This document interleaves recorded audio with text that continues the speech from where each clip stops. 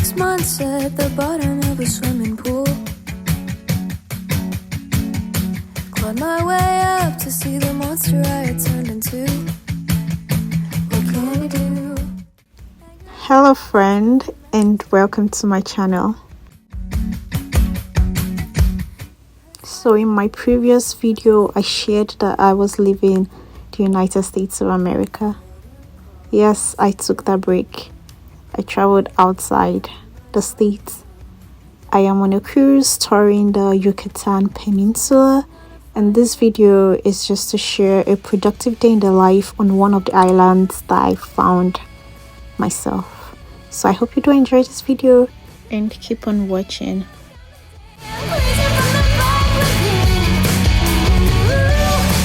We will be docking at what is not a so popular island amongst many today by 8:30 a.m. and it is currently 5 a.m. I just woke up early to get ready to prepare myself before the tour of the day begins.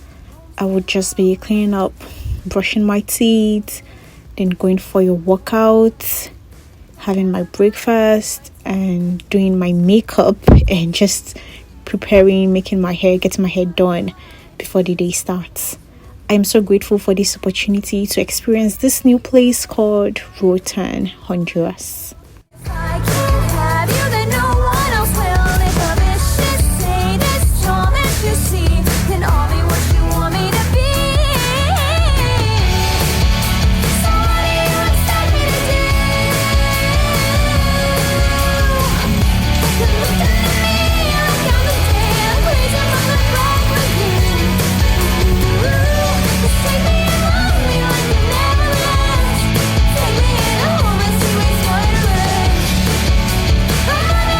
I haven't worked out in a long while because I have been so stressed, and each time I take a break from the gym, it's as if I don't know what to do in the gym. It's like the machines become this whole new thing I have to learn how to use. But today I'll be doing an overall full body workout just to get my body prepared for the journey ahead, because it's gonna be a long day walking around touring the island of Honduras, and I just really need to be in that state of mind, both physically, mentally, and otherwise. You're looking at me like I'm sickening, standing right in front of you.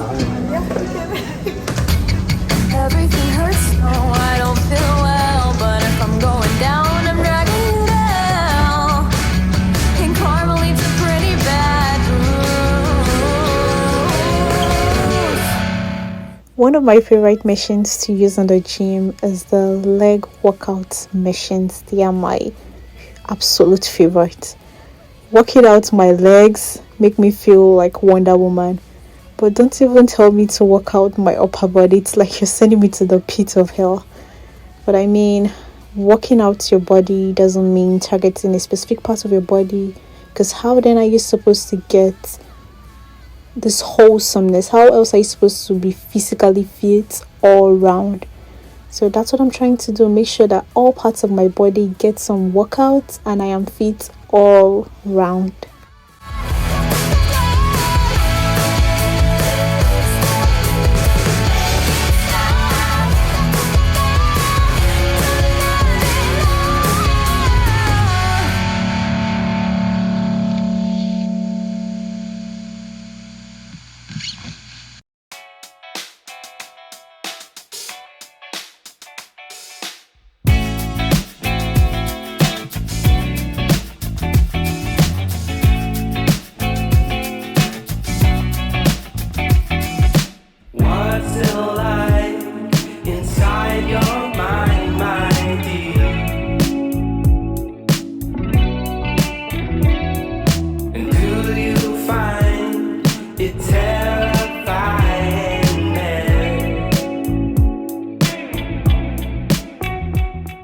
Like I said before, I haven't worked in a long while, so stretching after this workout will really help my body to relieve the stress and tension in my muscles, and increase blood flow to the muscles in my body so that this tour I'm about to go on is gonna be less painful, because I don't want to be on this tour and be in pains from my workout.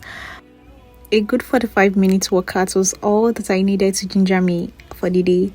Now that I'm done, I will head on to grab my breakfast, fill my stomach, and start preparing. What's it like inside your mind, my dear?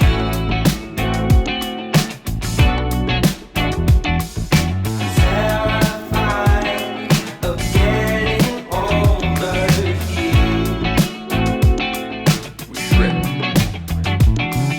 You always let me know. You always let me go my way.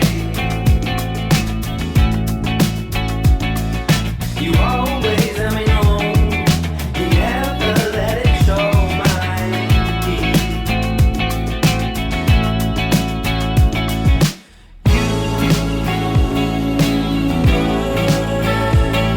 My only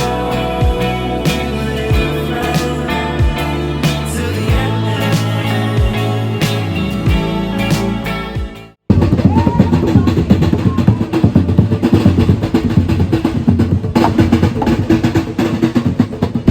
It's a few minutes past 8:30 a.m. and we are now heading to the location of our tour guide.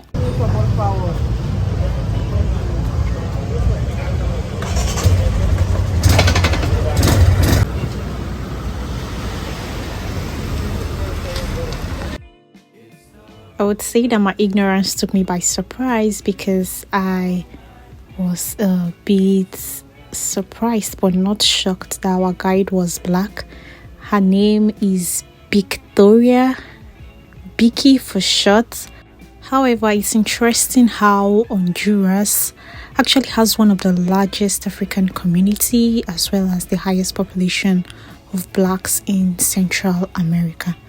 So we stopped by this will I say a market square to get some souvenirs, and I got this cross souvenir because the merchants here, or will I say the sellers here, were really, they're Afro-Hondurans, and I'm drawn and attracted to my own people.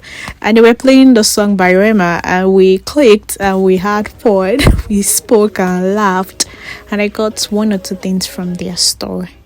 Roatan is regarded as the largest of the Bay Islands of Honduras. An interesting fact is that it is approximately 48 miles long. That is 77 kilometers long. And less than 5 miles at its widest point. That's less than 8 kilometers wide. And that's it. That's all about the size of Roatan. It's small, but it's the largest of all the Bay Islands of Honduras. Honduras was invaded back in the days by the Europeans, comprising the Spanish, British, French, and Dutch empires, and so they have both the English-speaking and Spanish-speaking communities now. Although Roatan is a small island, they have pretty much everything they need to sustain themselves. I would say they rather model the American style, American way of living, American way of doing things. But like they pretty much have everything. They have their own airports that you can even fly in from the US, from Canada, from Mexico. Tourism actually is what helps boost the economy here in Roatan. Roatan has the west end and the east end. The west end will be in the following clips that I would show you, but the east end are part of the video clips that you have just watched. This is the underdeveloped area of Roatan with unpaved roads. The communities are just, like, say, low-income earners live in this area most especially, while the west end, according to Vicky, is like the Las Vegas of Roatan. It's the highly developed area where most of the expatriates come in from US, Canada to live, chill, and spend some dollars. Things here in this area are more developed. They have more amenities, a lot of restaurants in the area for people who are like tourists. We got to the beach area for our water tour, but because of the heavy rain that fell the previous day, we couldn't make it all the way to the coral reef, the shoreline. And Roatan is the biggest one of the 9. All of the island are surrounded by coral reef. What is the coral reef? Right there, with the waste break.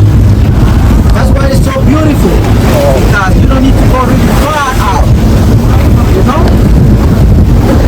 In 5-10 minutes you can be on the coral reef or doing a snorkel or scuba diving. And in Roatan lies the second largest coral reef in the world, second to that found in Australia.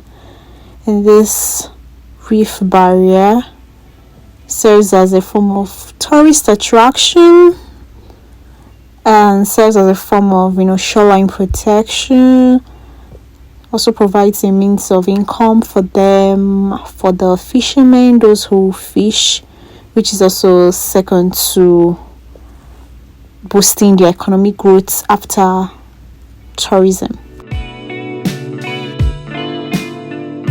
It's the way you call my name. It's the way. After the tour, we stopped for a meal. We tried the baleadas, which is made of flour tortilla filled with refried black beans, white cheese, and cream. I took it with a fruit rum. And then the tajadas sounded like a perfect idea. They're basically fried plantains. I would say most of the meals here contain meat. So if you're vegetarian, there are a few options though that you could find in the area. And the meals are good.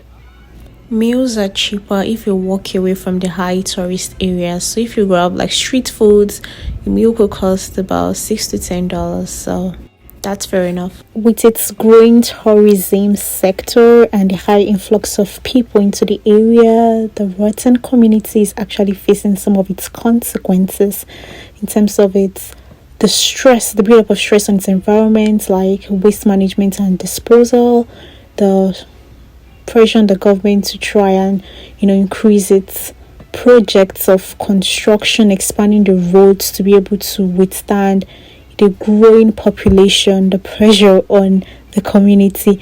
And this influx of people from across the world comes with people who have more money, so things are getting a little bit expensive. As people with dollars, more money are coming in here and spending more. The cost of living in Roatan, it's actually inexpensive. It's quite cheap. Like an average of $500 can get you, a good housing unit here in Roatan. And then the closer you are to the beach, closer you are to resort areas, it's, it increases by that. So, BK was telling us what they make on average in Roatan is about $500 per month. Comparing it to, an American and expatriate coming to live here in Roatan, you have so much more money to be able to live comfortably here in Roatan because your income in America is higher and then the cost of living here in Roatan is cheaper. Food is basically cheap, in a day at most, let's say a meal can cost up to $6 to $10 depending on how much you eat. Transportation, you can get by with taxis. You can also get by with walking around a little bit, get some workouts and some exercise in, just as I'm doing. Check out the chocolate factory.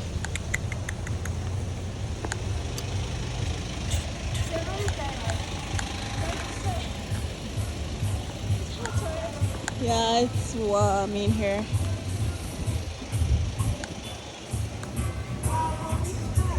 So adding insurance fees, utility, grocery shopping because I like to cook my meals, entertainment fees in form of streaming services, internet services, or going to restaurants, bars, beaches. The expenses would roughly come to about $2,000 to $2,500 a month, which is cheaper compared to living in America. I am most pleased with this opportunity to experience the way of life of people outside my own culture. I'm taking this tour to see the world outside of my own country, outside of the United States of America, and to figure out where I would eventually settle with the help of the Holy Spirit's direction. And I know, like people say, straw is not always green on the other side, but it's looking at where you water it. My best bet is that in my next video, my broke self will be back in the United States facing my studies, so I can land a good job, earn an income, and probably, make more plans and make steps on how I want to leave America. Until next time, bye. We're living my pace, you're only young once, yeah that's all great, but I also want a future where I'm okay, living life.